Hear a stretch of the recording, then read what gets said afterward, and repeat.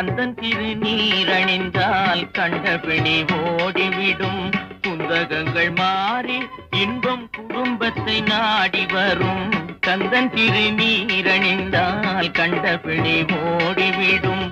குந்தகங்கள் மாறி இன்பம் குடும்பத்தை நாடி வரும். கந்தன் திருநீரணிந்தால் கண்டபிணி ஓடிவிடும்.